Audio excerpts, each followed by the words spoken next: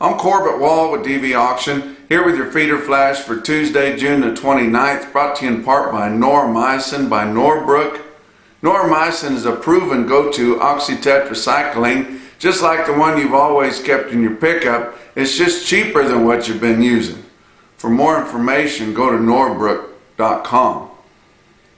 Grains pressure your feeder rally, and your grains just sharply higher on Monday to start the week out, and we really didn't see that coming. We saw all that moisture that fell up in the Midwest, mostly the lower Midwest, but we got some good rains up in Iowa and places like that, and we're talking about your grains being sharply higher to start the week out, and I'm not sure what the reason of it is, whether it's kind of preparing for the big report that's coming out on Wednesday, where we're going to find out what your grain stocks are doing and also find out how much acreage has been devoted to the different crops. I would say it's more of that, but your top grain analysts, which know a lot more about it than I do, they're still talking about a weather market, and I'm thinking, well, the weather was cool and damp, where you grow the most grain, but they're talking about the Pacific Northwest. Yes, they've had it miserable out there. They've had a heat wave. It's been super dry in places out there. But remember, there's counties in Iowa that grow more corn than the Pacific Northwest. And I was talking to one of my friends that lives in southern Iowa there, and he said, man, we've had some good rains around here. He said the corn looks 100% better than it did 10 days ago. And, not exactly sure what it's like in the northern corners up there. I'm sure you're getting into some dry spots and places, but, we're going to make a hell of a crop. I've been telling you that from the get-go. That's because we always do. I tell you what, some of these seed hybrids they've got, they're just resistant to everything from herbicide to drought and everything in between. And we're going to grow a crop, just like we always do. We talked about, the other things affecting the market. We had a bullish cattle on feed report Friday. I didn't even talk about it. There were so many other things to talk about. We had a cattle on feed report on Friday that was bullish, yet an up market on your grains killed your feeder cattle on Monday after we've been selling them dollars and dollars and higher all along. But if you saw the cattle on feed report that came out on Friday, your inventories as of June the 1st come in at 100.2.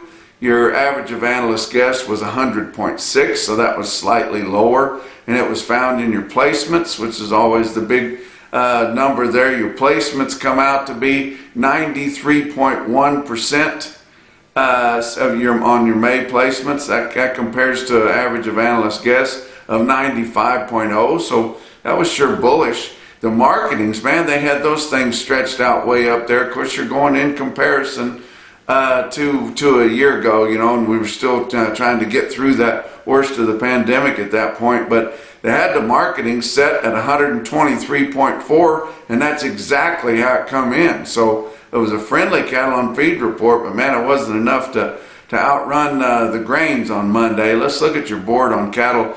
To start the week out, June live cattle futures down 72 cents, and they were just pulled down by your feeder cattle, which is opposite of what should happen, but down 72 cents at 122.10. August down $1.20 at 121.60.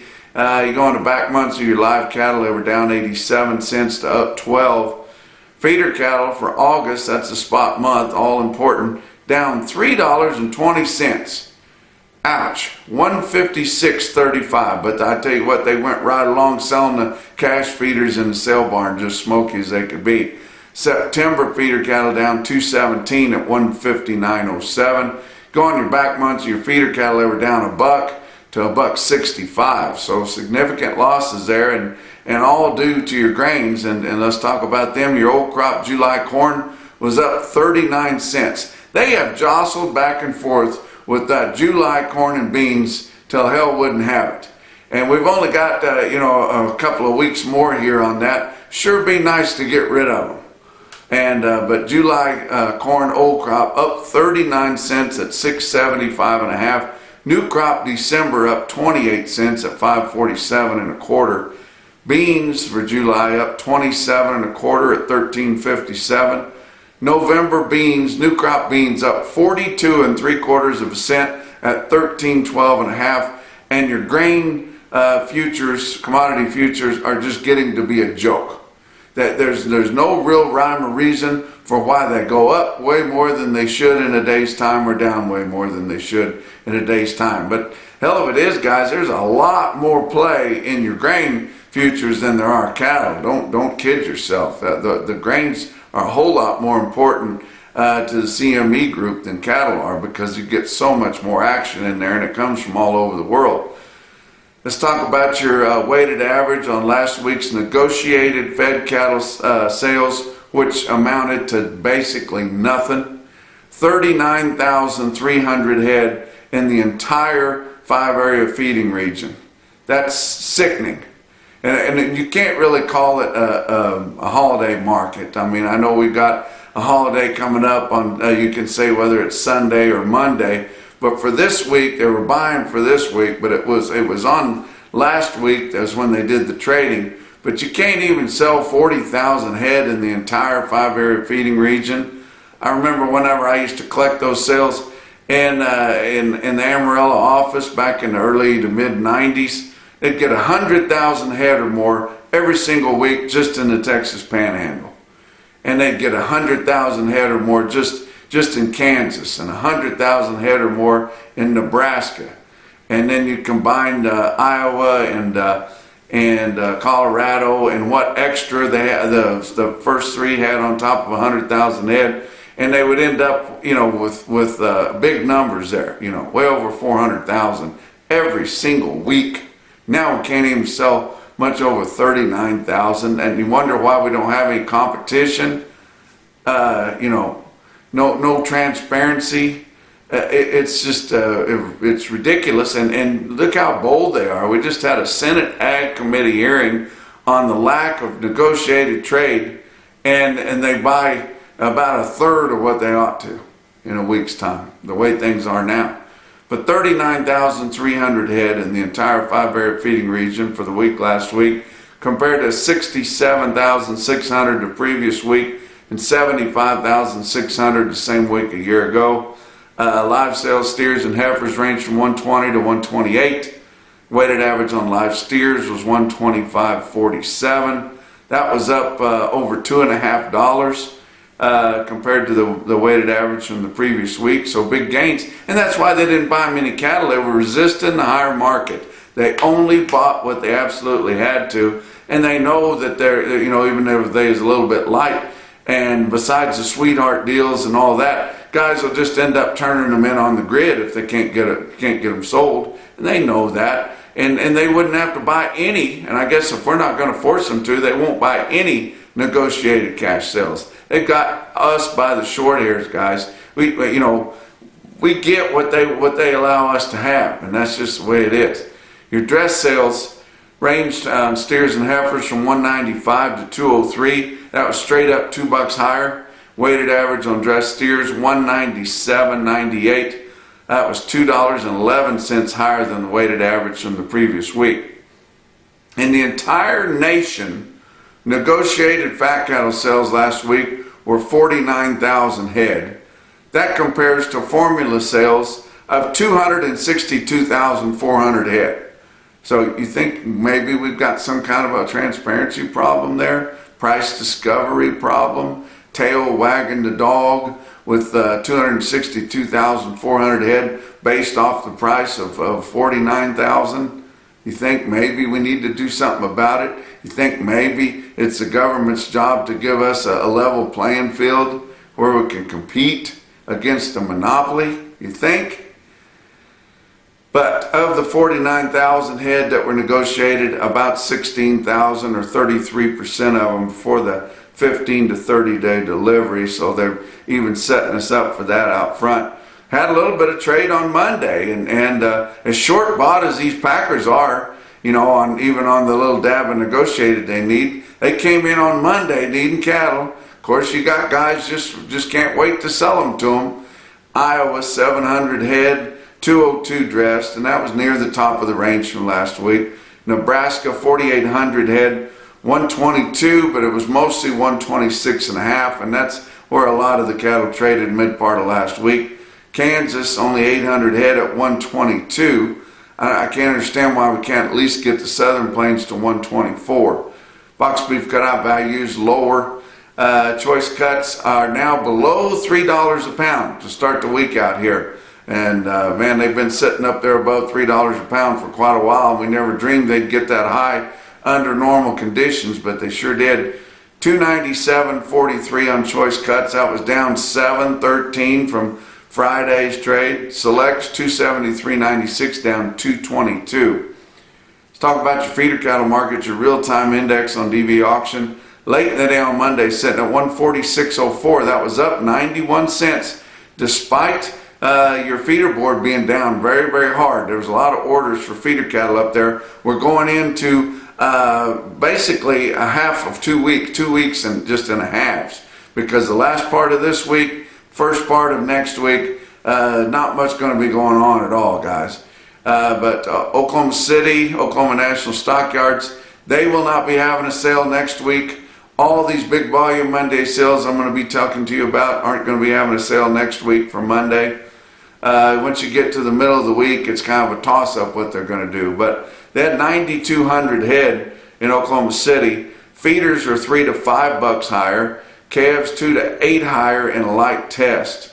But, you know, awful good sale in Oklahoma City. I thought they might be even more sharply higher than that because the city wasn't a ball of fire the previous week, and we saw some big gains in some other sales. Of course, they're a slave to the corporate feeder. That's where the bulk of the cattle go, right in there. But still good gains there in Oklahoma City, and probably just catching up with what some of your midweek sales did last week. So just kind of getting back up to par with them.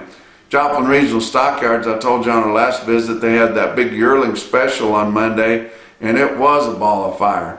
8,700 head. The calves were not as well tested, but the yearlings were on fire. Steers were $4 to $6 higher. Heifers $1 to $5 higher. I pulled the automated marker report out of Joplin and looked at your best tested weights, and it was steers 969 head of 7-weight steers averaged 752, 149.45, and that was up about $5.50.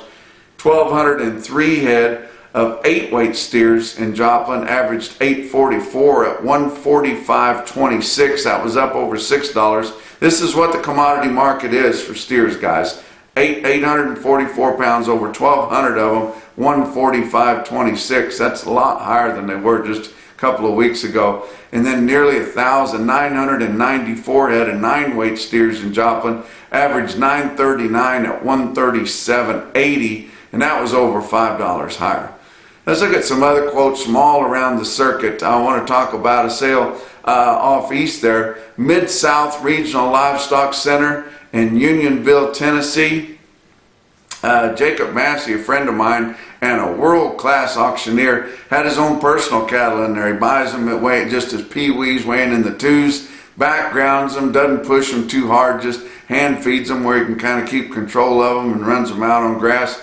He had a load of heifers in there. Bought little bitty 98 heifers, weighed 528 in Unionville, Tennessee, bring $155. Lance Cochran called me or sent me a message from Southern Plains Livestock Auction in Blackwell, Oklahoma, and he wanted to advertise a string of heifers, and I don't blame him. I mean, this would be about as high as you would ever dream of anywhere. But he had some big heifers come in there, backgrounded heifers. He said they was carrying some bark on them, and they weren't empty, even though it had some, you know, could have fell to the heat, but they didn't. 201 head of all black heifers were not replacements. They went further up in the Midwest to go on feed. 201 heifers weighed 1030 at $130 even, guys, for heifers. How about Callaway Livestock Center there? They had a smoky sale, and it was sharply higher, and they were selling the big feeding cattle as high as anywhere in the world, but the stick-out sale for me at their sale anyway was 76 head of 538-pound steer calves, bring $189. How about Russell Livestock Market in Russell, Iowa? 2,300 head there, and it was a smoky thing. I mean, look at this automated market report for them, and you see on there the best tested weights of steers, 584 head of them. In the 7-weight category, average 760 at 150, 196. 278 head of 8-weight steers in Russell, averaged 847 at 148.85. So, you know, you pull that back to a flat 800-pounder, easily bring way over 150. But the best quote that I saw anywhere on Monday, and your Zach Tran top quote for the day, come out of Aberdeen Livestock Sales in Aberdeen, South Dakota, 64 head, 751-pound steers, bring 164.50. And I bet they were thin. That's your feeder flash for Tuesday.